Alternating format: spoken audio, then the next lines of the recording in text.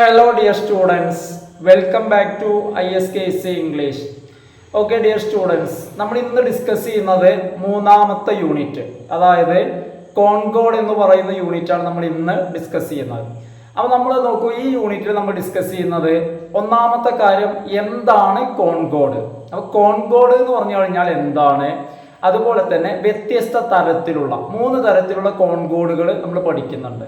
അപ്പം 3 തരത്തിലുള്ള കോൺകോഡും അതുപോലെ തന്നെ കോൺകോഡുമായി ബന്ധപ്പെട്ട റൂൾസ് എന്തെല്ലാമാണ്, കോൺകോഡുമായി ബന്ധപ്പെട്ട നിയമങ്ങൾ. അപ്പോൾ നമ്മുടെ ക്ലാസ്സിലേക്ക് നമുക്ക് സ്റ്റാർട്ട് ചെയ്യാം. ആദ്യം നമ്മൾ നോക്കുന്നത് എന്താണ് കോൺകോഡ് എന്ന് പറഞ്ഞാൽ എന്താ. നമുക്ക് സ്റ്റാർട്ട് ചെയ്യല്ലേ.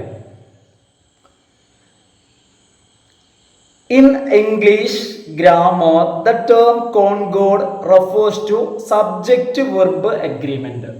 അതായത് ഇംഗ്ലീഷ് ഗ്രാമറിൽ കോൺകോഡ് എന്ന പദം കൊണ്ട് ഉദ്ദേശിക്കുന്നത് സബ്ജക്റ്റ് വെർബ് എഗ്രിമെന്റ് ആണ്. സബ്ജക്റ്റ് വെർബ് എഗ്രിമെന്റ് ഒരു സെന്റൻസിലെ പ്രധാനപ്പെട്ട 2 ഘടകങ്ങളാണ് അല്ലെങ്കിൽ ഭാഗങ്ങളാണ് സബ്ജക്റ്റും അതുപോലെ തന്നെ വെർബും. ഈ സബ്ജക്റ്റും വെർബും തമ്മിലുള്ള എഗ്രിമെന്റ്, യോജിപ്പിനെയാണ് എന്തു പറയുന്നത്, കോൺകോഡ് എന്നുള്ളത്. ഇംഗ്ലീഷ് ഗ്രാമറിൽ പൊതുവെ കോൺകോഡ് എന്ന വാക്കിന്റെ അർത്ഥം എഗ്രിമെന്റ് എന്നാണ്. കോൺകോഡ് എന്ന് വെച്ച് കഴിഞ്ഞാൽ കോൺകോഡ് എന്ന പദം കൊണ്ട് ഉദ്ദേശിക്കുന്നത് എഗ്രിമെന്റ് ആണ്. എന്നാൽ ഇംഗ്ലീഷ് ഗ്രാമറിൽ കോൺകോഡ് എന്ന് പറഞ്ഞു കഴിഞ്ഞാൽ സബ്ജക്റ്റ് വെർബ് എഗ്രിമെന്റ് ആണ്.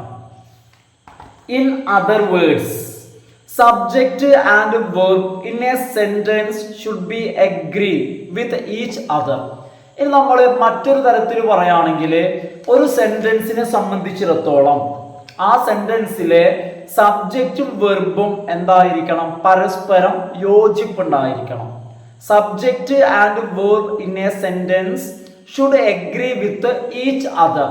സബ്ജക്റ്റ് വെർബിനോടും വെർബ് സബ്ജക്റ്റിനോടും അഗ്രി ചെയ്യണം. അത് എന്തെല്ലാം കാര്യങ്ങളെ അടിസ്ഥാനമാക്കിയാണ്, ഏതെല്ലാം തരത്തിലാണ്, അതിനനുസരിച്ചിട്ടാണ് വ്യത്യസ്ത തരത്തിലുള്ള കോൺകോഡുകൾ ഉള്ളത്. അപ്പോൾ ഈ ഒരു എഗ്രിമെന്റിനെയാണ് നമ്മൾ കോൺകോഡ് എന്ന് വിളിക്കുന്നത്. അപ്പോൾ അത് ഏതെല്ലാം തരത്തിലുള്ള എഗ്രിമെന്റ് വരുന്നുണ്ട് എന്നുള്ളതാണ്. അപ്പോൾ നമ്മൾ അടുത്ത ടോപ്പിക്ക് ടൈപ്സ് ഓഫ് കോൺകോഡ് എന്നുള്ളതാണ്. കോൺകോഡിന്റെ തരങ്ങൾ, അതായത് ഏതെല്ലാം തരത്തിലുള്ള കോൺകോഡുകളുണ്ട്. ടൈപ്സ് ഓഫ് കോൺകോഡ് നോക്കൂ, ഏതൊക്കെയാണ്. there are 3 types of concord. 3 തരത്തിലുള്ള കോൺകോഡ് ഉണ്ട്. ഏതൊക്കെയാ? ഒന്ന് ഗ്രമാറ്റിക്കൽ കോൺകോഡ്, അടുത്തത് നോഷണൽ കോൺകോഡ്, മൂന്നാമത്തേത് കോൺകോഡ് ഓഫ് പ്രോക്സിമിറ്റി. ഈ പേരുകൾ പഠിച്ചു വെക്കട്ടോ. 3 തരത്തിലുള്ള കോൺകോഡുകൾ. അതായത് എന്താണ് കോൺകോഡുകൾ, എത്ര തരം ഉണ്ട് എന്ന് ചോദിച്ചു കഴിഞ്ഞാൽ, കോൺകോഡ് എന്ന് വെച്ച് കഴിഞ്ഞാൽ എന്താ, സബ്ജക്റ്റ് വെർബ് എഗ്രിമെന്റ്. ഏതൊക്കെയാ 3 തരം concord? Grammatical concord, notional concord, concord of proximity. ഇതാണ് 3 തരം. അപ്പൊ ഇനി നമുക്ക് ഒന്നാമത്തേത് നോക്കാം. ഒന്നാമത്തേതാ, ഗ്രമാറ്റിക്കൽ കോൺകോഡ്. എന്താണ് ഗ്രമാറ്റിക്കൽ കോൺകോഡ് എന്ന് വെച്ച് കഴിഞ്ഞാല്, grammatical concord incorporates concord of person and concord of number. അതായത് പേഴ്സന്റെ കോൺകോഡും നമ്പറിന്റെ കോൺകോഡും, ഇത് 2 തരമാണ് കേട്ടോ. അപ്പോ ഗ്രമാറ്റിക്കൽ കോൺകോഡ് എന്ന് വെച്ച് കഴിഞ്ഞാൽ എന്താണ്, നമ്പറിന്റെ കോൺകോഡും പേഴ്സന്റെ കോൺകോഡും ഒരുമിച്ച് വരുന്നതാണ്, ചേർന്ന് വരുന്നതാണ് എന്ത്, ഗ്രമാറ്റിക്കൽ കോൺകോഡ്. അപ്പൊ ഗ്രമാറ്റിക്കൽ കോൺകോഡ് എന്ന് പറയുമ്പോൾ എന്താണ്, കോൺകോഡ് ഓഫ് പേഴ്സണും കോൺകോഡ് ഓഫ് നമ്പറും. സംഭവം മനസ്സിലായോ? അപ്പൊ ഗ്രമാറ്റിക്കൽ കോൺകോഡ് എന്ന് പറഞ്ഞാൽ എന്താ, കോൺകോഡ് ഓഫ് പേഴ്സണും കോൺകോഡ് ഓഫ് നമ്പറും ഇത് രണ്ടും കൂടി ഇൻകോർപ്പറേറ്റ് ചെയ്യാം, മീൻസ് ചേർന്ന് വരിക. കോർപ്പറേറ്റിന്റെ ഓപ്പോസിറ്റ് അല്ല ഇൻകോർപ്പറേറ്റ്.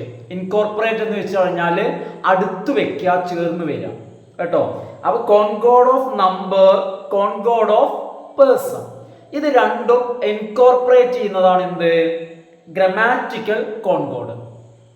ഇനി കോൺകോഡ് ഓഫ് പേഴ്സൺ എന്ന് പറഞ്ഞാൽ എന്താ, concord of person according to concord of person, concord of person പ്രകാരം, അപ്പൊ എന്താണ് കോൺകോർഡ് ഓഫ് പേഴ്സൺ ഞാൻ പറഞ്ഞുതരാം. അതായത് ഫസ്റ്റ് പേഴ്സൺ പ്രോനൗണ് ഐ എന്നുള്ളതും വി എന്നുള്ളതും, സെക്കൻഡ് പേഴ്സൺ പ്രോനൗണ് യു എന്നുള്ളത്, തേർഡ് പേഴ്സൺ പ്ലൂരല് ദേ എന്നുള്ളത്. അപ്പൊ ഫസ്റ്റ് പേഴ്സൺ പ്രോനൗണ് ഐ എന്നുള്ളതും വി എന്നുള്ളതും, സെക്കൻഡ് പേഴ്സൺ യു എന്നുള്ളത്, തേർഡ് പേഴ്സണിലെ പ്ലൂരൽ മാത്രം, അതായത് ദേ എന്നുള്ളത്. അപ്പൊ ഈ മൂന്ന് പേഴ്സണുകളും ഇവയുടെ വെർബായിട്ട് take the plural form of the verb എന്ത് ചെയ്യും? വെർബിന്റെ പ്ലൂറൽ ഫോമാണ് ഇവ എന്ത് ചെയ്യുന്നത്? വെർബായിട്ട് എടുക്കുന്നത്. എന്നാല് തേർഡ് പേഴ്സൺ സിംഗുലർ ഏതൊക്കെയാണത്? ആണുങ്ങളെ സംബന്ധിച്ച് ഹി, സ്ത്രീകളെ സംബന്ധിച്ച് ഷീ, അതുപോലെ തന്നെ നോൺ ലിവിങ് ആണെങ്കിൽ ഇറ്റ്. ഇതാണ് ഏത്? Third person singular. ഈ തേർഡ് പേഴ്സൺ സിംഗുലർ എന്ത് ചെയ്യും? Takes the singular form of the verb. വെർബിന്റെ സിംഗുലർ ഫോമും എന്ത് ചെയ്യുന്നു? വെർബായിട്ട് എടുക്കുന്നു. ഇതാണ് എന്ത്? Concord of person. ചുരുക്കി പറയുകയാണെങ്കിൽ പ്ലൂറൽ ആയിട്ടുള്ള പ്രോനൗണുകൾ, പേഴ്സണെ സൂചിപ്പിക്കുന്ന പ്രോനൗണുകൾ പ്ലൂറൽ ആയിട്ടുള്ള വെർബും, സിംഗുലർ ആയിട്ടുള്ള പേഴ്സണൽ പ്രോനൗണുകൾ സിംഗുലർ ആയിട്ടുള്ള വെർബുമാണ് എന്ത് ചെയ്യുക? ചൂസ് ചെയ്യുക കേട്ടോ. പിന്നെ അതിനുള്ള എക്സാമ്പിൾ ആണ് I don't agree with him. I എന്നുള്ളത് ഏതാണ്? ഫസ്റ്റ് പേഴ്സൺ ആണ് അല്ലെ? ഫസ്റ്റ് പേഴ്സൺ ഐ എന്നുള്ളത്. ഐ എന്നുള്ളത് നമ്മൾ പറഞ്ഞിരുന്നു പ്ലൂരൽ ആണ്, പ്ലൂരൽ ആയിട്ടുള്ള വെർബ്. അതാണ് ഐ ഡോണ്ട്. ഡോണ്ട് എന്നുള്ളത് എന്താണ്? പ്ലൂരൽ ആണ്. അതിന്റെ സിംഗുലർ ഡസ് ആണ് കേട്ടോ. I don't agree with him. അതുപോലെ തന്നെ you, second person, you don't. You എന്നുള്ളതും ഏതാണ് എടുക്കുക? പ്ലൂരൽ ആണ്. You don't need to speak in English. ഇനി ഇറ്റ് എന്നുള്ളത് തേർഡ് പേഴ്സൺ സിംഗുലർ ആണ് ഇറ്റ്. അപ്പൊ ഇറ്റിന് ശേഷം വേണ്ടത് ഏതാ? സിംഗുലർ ആയിട്ടുള്ള verb. Example it was a thrilling event. It was singular ആണ്, വാസ് പാസ്റ്റ് ടെൻസ് ആണ് കേട്ടോ. ഇനി അടുത്തതായി നമ്മൾ ടെക്സ്റ്റിൽ പറയുന്നത് use of be forms. B forms എന്ന് പറഞ്ഞാൽ ബി ഫോംസ് ഓക്സിലറീസ്. അതായത് ഈസ്, ആറ്, ആമ്, വാസ്, വേറ്. ഇതൊക്കെ അതൊക്കെ അറിയുന്ന കാര്യം നമ്മൾ മുൻപ് പറഞ്ഞിട്ടുണ്ട്. ഇവയുടെ യൂസ് എന്തിന്റെ കൂടെ ഉപയോഗിക്കും നോക്കൂ. അതായത് ഐന്റെ കൂടെ ആമും വാസും, വി എന്നുള്ളതിന്റെ കൂടെ ആറും വേറും, ഹി അല്ലെങ്കിൽ ഷീ അല്ലെങ്കിൽ ഇറ്റിന്റെ കൂടെ ഈസും വാസും, ദേ എന്നുള്ളതിന്റെ കൂടെ ആറും വേറും, യു എന്നുള്ളതിന്റെ കൂടെ ആറും വേറും. ഇവിടെ ഈ രണ്ടെണ്ണം ആറും വേറും എന്നൊക്കെ പറയുമ്പോ ആറ് പ്രസന്റും വേറ് പാസ്റ്റും അല്ലെ, ഇങ്ങനെയൊക്കെയാണ് ഉപയോഗിക്കുന്നത്. അപ്പൊ നിങ്ങൾക്ക് ഓർമ്മ ഉണ്ടായിരിക്കും, ഞാനിപ്പോ പറഞ്ഞിട്ടുള്ളൂ ഐ എന്നുള്ളതിന്റെ കൂടെ ആമും വാസും അല്ലെ. പ്രസന്റില് ആമ് അയാം, പാസ്റ്റില് വാസ് ഐ വാസ്, അയാമും ഐ വാസും. എന്നാൽ ഞാൻ ഇതിനൊരു ഓപ്പോസിറ്റ് ആയിട്ട് ഒരു സംഭവം പറയാണ്, നേരെ ശ്രദ്ധിക്കട്ടോ. അതായത് the subject I is followed by am or was. ഇപ്പൊ നമ്മൾ പറഞ്ഞില്ലേ, സാധാരണ കേസില് ഐ എന്നുള്ള സബ്ജക്റ്റിന് ശേഷം വരുന്നത് ആം ഓർ വാസോ ആയിരിക്കും. എന്നാൽ in conditional clauses I is followed by were. Conditional clause അതായത് ഈഫ് ക്ലോസ്, ഈഫ് വരുന്ന സെന്റൻസ്, അതിന്റെ രണ്ടാമത്തെ രൂപം, അതായത് നമ്മൾ ഇമ്പോസിബിൾ കണ്ടീഷൻ, അസാധ്യമായ നടക്കാത്തത് പറയില്ലേ, അപ്പൊ അത് പറയുമ്പോ ഐന്റെ കൂടെ വേറാണ് ഉപയോഗിക്കേണ്ടത്. Example I wish I were a butterfly ഉണ്ടോ? I wish I were. കാരണം നടക്കുന്ന കാര്യമല്ല, ഞാനൊരു ബട്ടർഫ്ലൈ ആവാന്നുള്ളത് നടക്കാത്ത കാര്യമാണ്. അപ്പൊ ഇമ്പോസിബിൾ. അപ്പൊ അതാണ് ഐ വിഷ് ഐ വേർ. അപ്പൊ ഇവിടെ ഇമ്പോസിബിൾ ഇത്തരത്തിലുള്ള കണ്ടീഷൻ പറയുകയാണെങ്കിൽ ഏതുപോലെ, if I were a billionaire I would build a palatial house. അതായത് ഞാനൊരു കൊട്ടാര സമാനമായ വീട് നിർമ്മിക്കുമായിരുന്നു. If I were a billionaire, ഞാനൊരു ബില്യണയർ ആയിട്ടുണ്ടെങ്കിൽ, ഞാനൊരു കോടീശ്വരനായിട്ടുണ്ടെങ്കിൽ, കാരണം നടക്കാത്ത കാര്യമാണ്, ആവൂല. അപ്പൊ അതാണ് ഇഫ് ഐ വേർ കേട്ടോ. അപ്പൊ അവിടെ നോക്കാതെ ഗ്രാമാറ്റിക്കലി കറക്റ്റ് ആണ്. ദെൻ വൈ, അത് കണ്ടീഷണൽ ക്ലോസ് ആയതുകൊണ്ട്. അപ്പൊ കണ്ടീഷണൽ ക്ലോസില് നമ്മള് ഇത്തരത്തില് അതിൻ്റെ കൂടെ നമ്മൾ വേർ ഉപയോഗിക്കും കേട്ടോ. അപ്പൊ നമ്മള് ഒന്നാമത്തേത് ഗ്രാമാറ്റിക്കൽ കോൺകോഡ്. ഗ്രാമാറ്റിക്കൽ കോൺകോഡില് കോൺകോഡ് ഓഫ് പേഴ്സൺ വരും. ആ പേഴ്സൺ ആണ് നമ്മൾ ഇത്രയും പറഞ്ഞത്, അതായത് ഫസ്റ്റ് പേഴ്സണും സെക്കൻഡ് പേഴ്സണും തേർഡ് പേഴ്സണും. ഇനി നമ്മൾ കോൺകോഡ് ഓഫ് ഗ്രാമറില് ഇനി വരുന്നത്, ഗ്രാമാറ്റിക്കൽ കോൺകോഡില് ഇനി വരുന്നത് ഏതാ? Concord of number. അപ്പൊ കോൺകോഡ് ഓഫ് നമ്പറും കോൺകോഡ് ഓഫ് പേഴ്സണും ചേർന്നതാണ് എന്ത്? Grammatical concord. അപ്പൊ ഇനി നമുക്ക് കോൺകോഡ് ഓഫ് നമ്പർ നോക്കാം. ഈ പറഞ്ഞ കാര്യം തന്നെയാണ് കോൺകോഡ് ഓഫ് നമ്പർ, പക്ഷേ അത് പേഴ്സൺ അല്ലാത്തവയ്ക്കും ബാധകമാണെന്നുള്ള കാര്യം കൊണ്ട് പറയാണ്. അപ്പൊ നമുക്ക് എന്താ പറയണത്? Concord of number States that. എന്താണ് കോൺകോഡ് ഓഫ് നമ്പർ സ്റ്റേറ്റ് ചെയ്യുന്നത്, പ്രസ്താവിക്കുന്നത്? ഇഫ്, അതായത് the subject is singular, subject singular ആണെങ്കിൽ ദ വെർബ് ഈസ് സിംഗുലർ, വെർബും എന്തായിരിക്കണം? സിംഗുലർ ആണ്. And if the subject is plural the verb is also plural. വളരെ simple ആണ്. അതായത് ഇതാണ് കോൺകോഡ് ഓഫ് നമ്പർ പറയുന്നത്. അതായത് സബ്ജക്റ്റ് സിംഗുലർ ആണോ, വെർബും സിംഗുലർ ആണ്. ഇനി സബ്ജക്റ്റ് പ്ലൂരൽ ആണോ, വെർബും പ്ലൂരൽ ആണ്. വെരി സിമ്പിൾ കേട്ടോ. എക്സാമ്പിൾ നോക്കൂ. എക്സാമ്പിൾ, ദിസ് ഫിലിം, ഇതാണ് സബ്ജക്റ്റ്. ദിസ് ഫിലിം എന്ന് പറഞ്ഞാൽ സിംഗുലർ ആണോ പ്ലൂരൽ ആണോ? സിംഗുലർ ആണ്. കാരണം ദിസ് എന്നാ പറഞ്ഞത്, ദീസ് എന്നല്ല. ദിസ് ഫിലിം ഈ സിനിമ ഒരെണ്ണുള്ളൂ. ദിസ് ഫിലിം ഈസ് സിംഗുലർ കേട്ടോ, is. This film is based on a true life incident. ഒരു ട്രൂ ലൈഫ് ഇൻസിഡന്റിനെ ആസ്പദമാക്കിയാണ് ഈ സിനിമ. ഇനി അടുത്ത എക്സാമ്പിൾ, ദേ എന്നുള്ളത് സിംഗുലർ ആണോ പ്ലൂരൽ ആണോ? പ്ലൂരൽ ആണ്. സോ ദേ ആർ ഉപയോഗിച്ചു. They are making kites. ഇത് നോക്കൂ. അടുത്തത് നോഷണൽ കോൺകോഡ് ആണ്. നോഷണൽ രണ്ടാമത്തെ ടൈപ്പ്. ഒന്നാമത്തെ ടൈപ്പ് പറഞ്ഞു, രണ്ട് നോഷണൽ കോൺകോഡ്. നോക്കൂ. Notional concord refers to the agreement of subject with verb. ഇവിടെയും സബ്ജക്റ്റും വെർബും തമ്മിലുള്ള എഗ്രിമെന്റ് തന്നെയാണ് പറയുന്നത്. പക്ഷെ എന്തിനടിസ്ഥാനമാക്കി? Based on meaning of the sentence. ഇവിടെ ആ ഒരു എഗ്രിമെന്റിന്റെ ബേസ് എന്ന് പറയുന്നത്, എഗ്രിമെന്റിന് അടിസ്ഥാനമാക്കുന്നത് സെന്റൻസിന്റെ മീനിങ് ആണ്, റാദർ ദാൻ സിന്റാക്സ്, ഘടനയേക്കാൾ. ഒരിക്കലും സെന്റൻസിന്റെ സിന്റാക്സ് അല്ല, ഘടനയല്ല, സ്ട്രക്ചർ അല്ല. പകരം പ്രാധാന്യം കൊടുക്കുന്നത് മീനിങ്ങിനാണ്. അപ്പൊ സെന്റൻസിന്റെ മീനിങ് നോക്കിയിട്ട് സബ്ജക്റ്റും വെർബും തമ്മിലുള്ള agreement, the agreement of subject with verb based on the meaning of the sentence rather than, എന്തിനേക്കാൾ?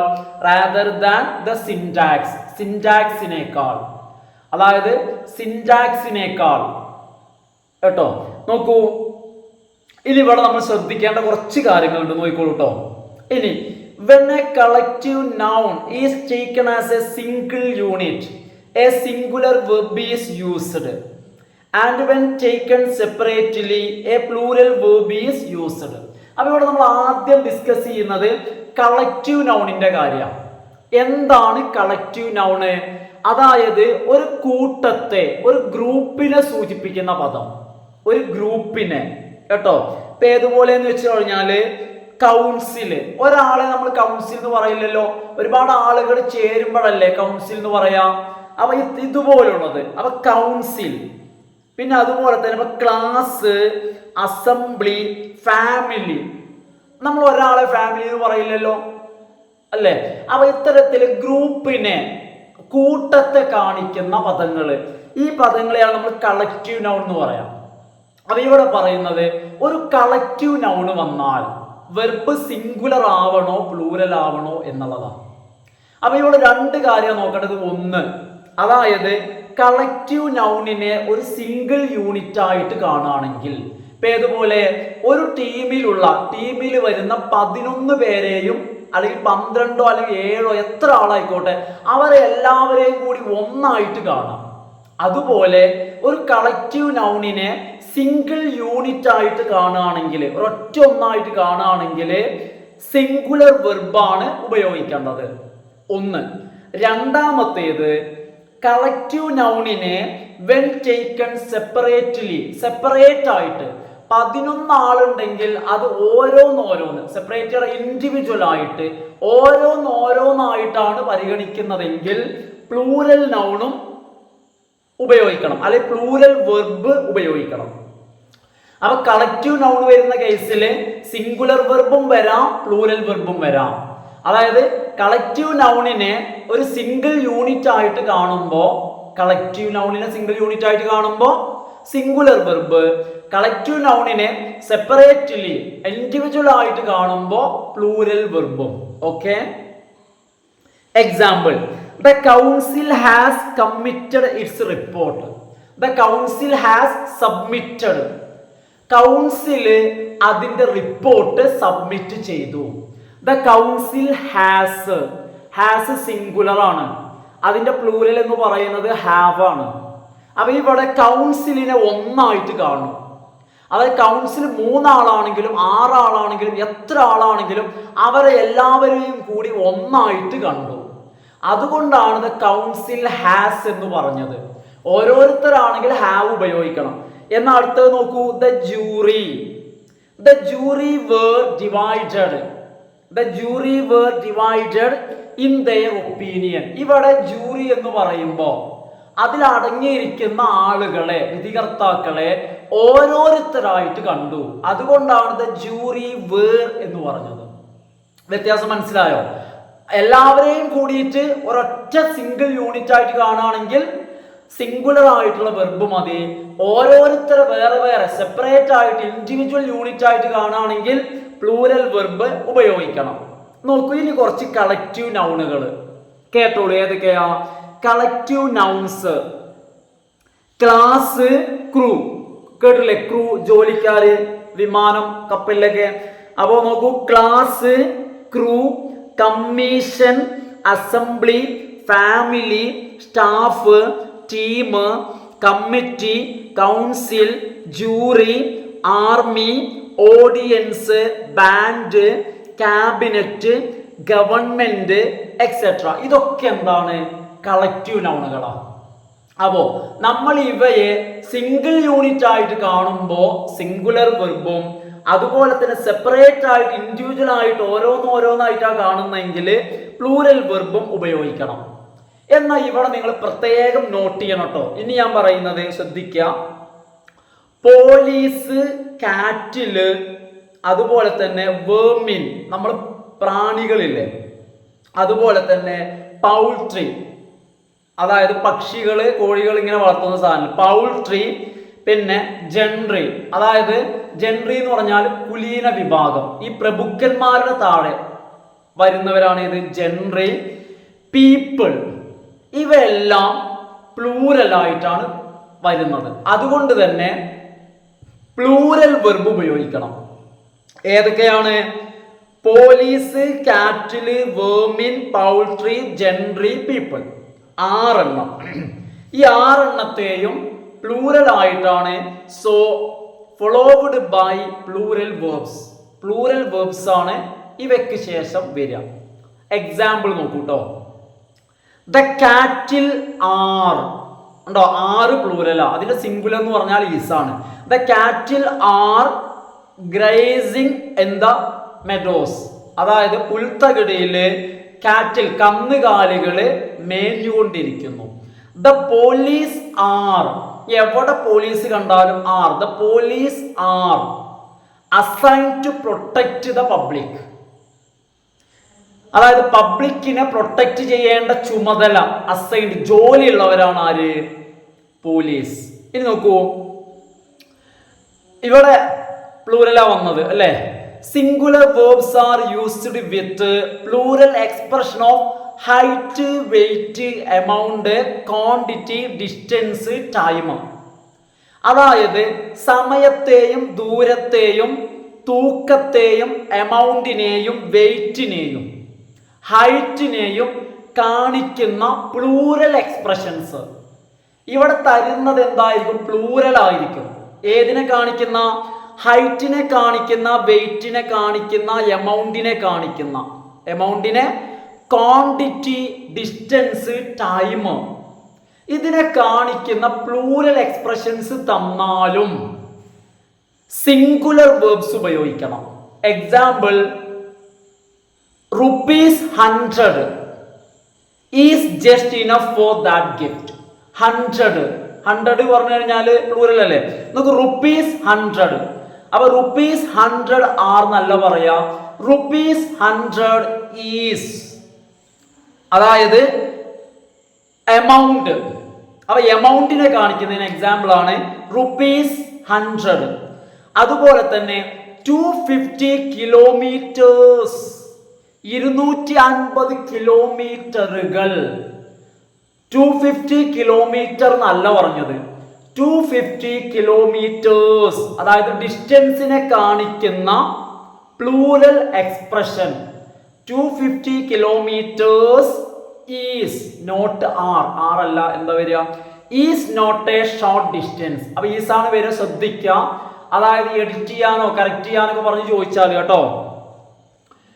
ഇനി നോക്കൂ,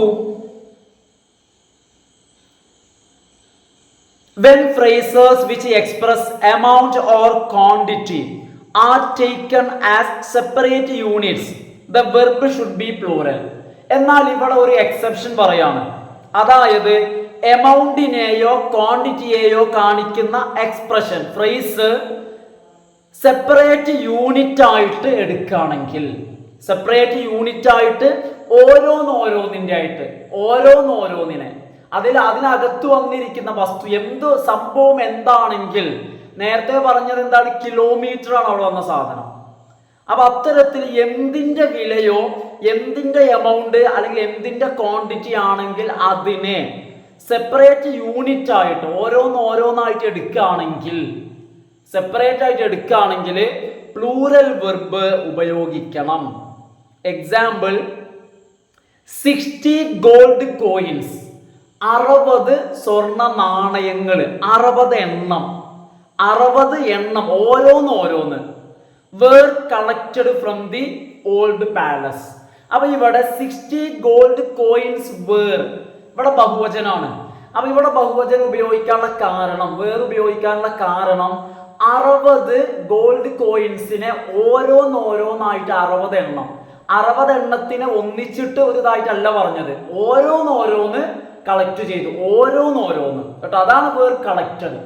60 എണ്ണം ഓരോന്നായിട്ട് കളക്ട് ചെയ്തു from the old palace.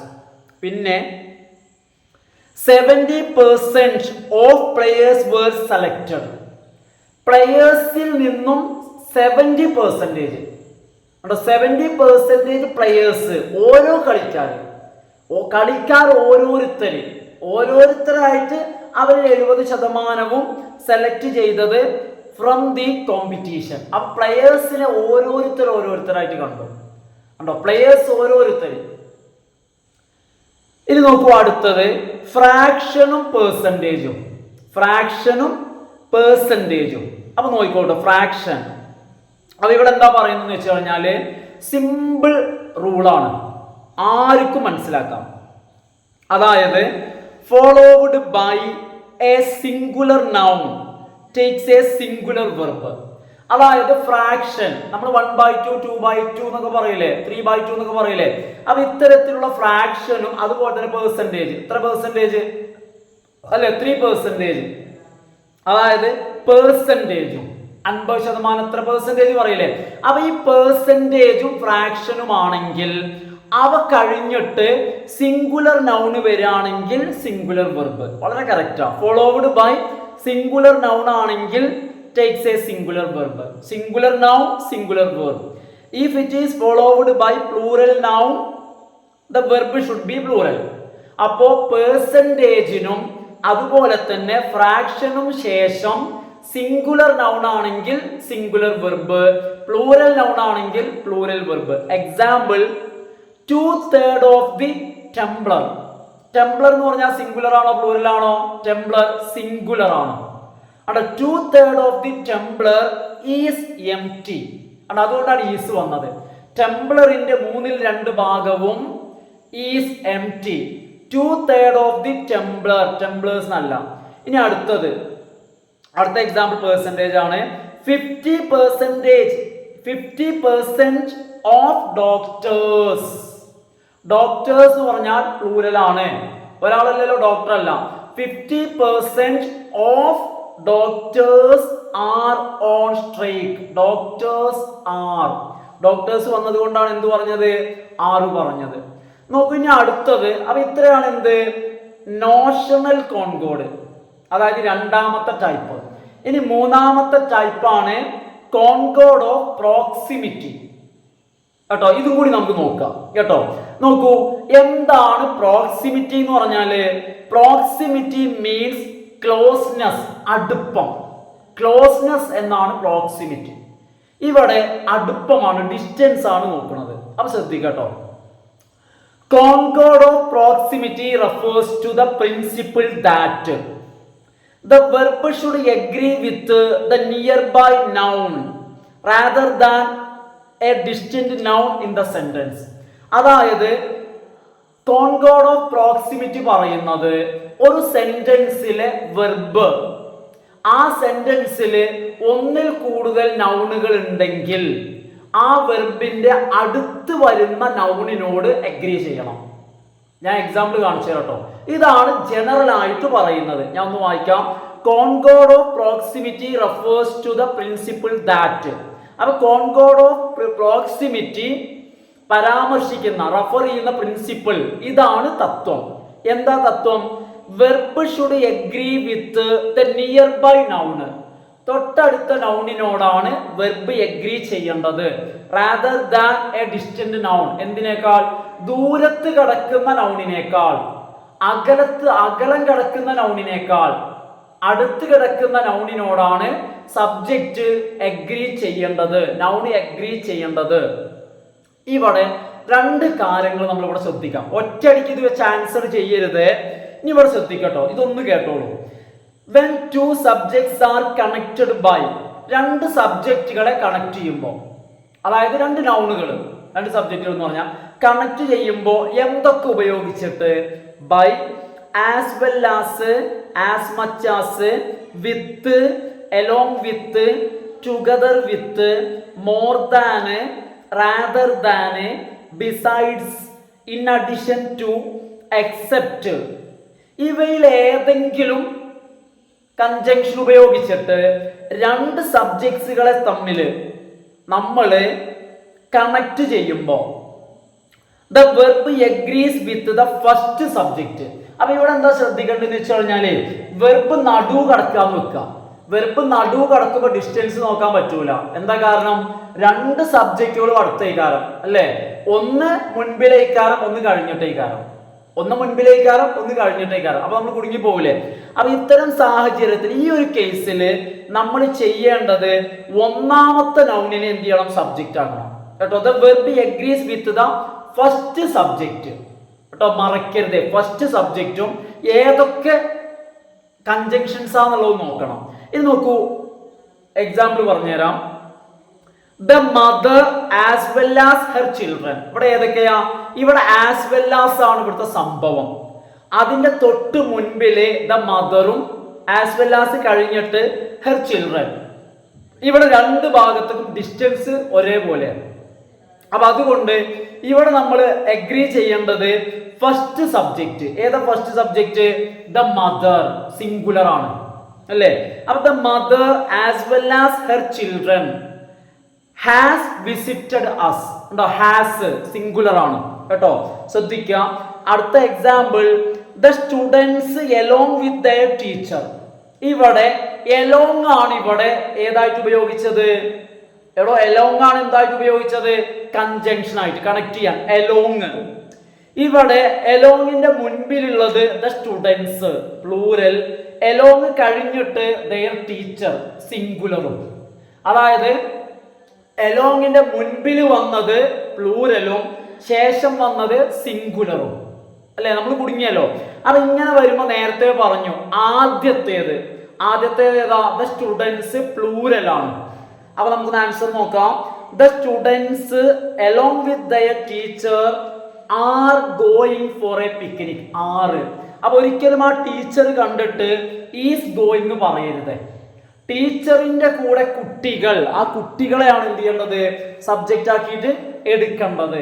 Are going for A picnic. ഇനി അടുത്തൊരു സെക്ഷൻ, അടുത്ത വിഭാഗം. അപ്പൊ ഈ പറഞ്ഞവയ്ക്കെല്ലാം നമ്മൾ ഒന്നാമത്തെ നൗണിനെ സബ്ജക്റ്റ് ആയിട്ട് എടുക്കാം. ഇനി നോക്കൂ, when two subjects are connected by. ഇനി അടുത്ത ഒരു സെക്ഷൻ പറയാണ്, രണ്ട് സബ്ജക്റ്റുകളെ തമ്മിൽ കണക്ട് ചെയ്യുമ്പോൾ ബൈ ഏതൊക്കെ ഉപയോഗിച്ചിട്ട്? Connected by, or, either or, neither nor, not but, not only but also, one or two, more than. ഇവയിൽ ഏതെങ്കിലും ഈ പറഞ്ഞില്ലേ. അപ്പൊ ഇവ ഉപയോഗിച്ചിട്ട് നമ്മൾ കണക്ട് ചെയ്യുമ്പോ the verb agree with near by noun. ഇവിടെ തൊട്ടടുത്ത നൗണ്. നേരത്തെ പറഞ്ഞ തൊട്ട് മുൻപത്തെ ആണെങ്കിൽ ഇവിടെ അടുത്ത് വരുന്നത് ഏതാണ്? അടുത്ത് വരുന്നത്. നമുക്ക് എക്സാമ്പിൾ നോക്കാം കേട്ടോ. Either the leader or the workers. അല്ലെ, ഇനിയാണ് സബ്ജക്റ്റ് വരുന്നത്. അല്ലേ, അപ്പൊ ഇവിടെ either the leader or the workers. ഇവിടെ രണ്ട് നൗണുകൾ ഉണ്ട്, അതായത് ലീഡറും വർക്കേഴ്സും. ഈ വർക്കേഴ്സിന് ശേഷമാണ് വെർബ് വരിക. അപ്പൊ തൊട്ടടുത്ത് വരുന്നത് ഏതാ? വർക്കേഴ്സ് അല്ലേ, കാരണം ലീഡർ ഈ തലക്കേ വരുന്നത്. എയ്തർ ദ ലീഡർ, ഒന്നുകിൽ ലീഡർ, ഓർ ദ വർക്കേഴ്സ്, അല്ലെങ്കിൽ വർക്കേഴ്സ് ഹാവ് കം, വന്നു.